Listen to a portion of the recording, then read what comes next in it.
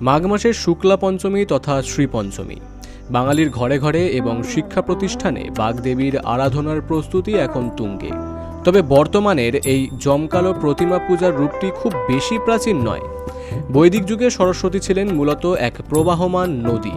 সরস শব্দের অর্থ জল, যা থেকে তিনি জলবতী বা নদী হিসেবে পরিচিতি পান। পরবর্তীকালে তিনি রূপান্তরিত হন জ্ঞান, চেতনা ও শিল্পের অধিষ্ঠাত্রী দেবী হিসেবে। ইতিহাস ঘেঁটে দেখা যায় প্রাচীনকালে তান্ত্রিক সাধকেরা সরস্বতীর সদৃশ্য দেবী বাগেশ্বরীর আরাধনা করতেন। ঊনবিংশ শতাব্দীতে পাঠশালাগুলোতে প্রতি মাসের শুক্লা পঞ্চমীতে ধোয়া চৌকির উপর তালপাতার তাড়ি ও দোয়াত কলম রেখে পূজা করার রীতি ছিল।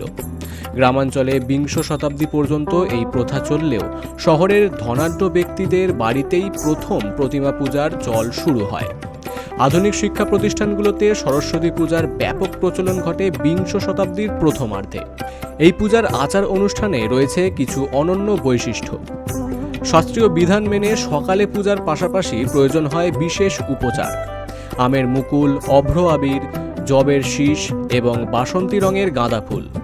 আজও ঐতিহ্যের ধারক হিসেবে কাঁচের দোয়াতে কালির বদলে রাখা হয় দুধ এবং ব্যবহারের জন্য থাকে খাগের কলম।